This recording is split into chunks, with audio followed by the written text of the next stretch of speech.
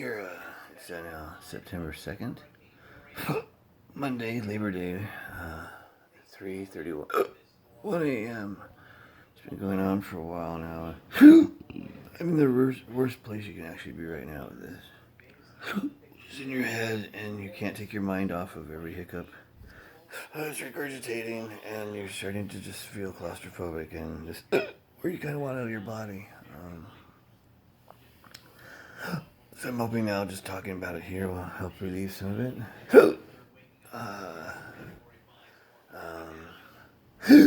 You try to sleep with this. It's successful in some ways, but this regurgitation is burping and food coming up. Well, you're hiccuping every 3 seconds. This gets to be a little much. And you just want out of your body. You just want out. You just want just to stop.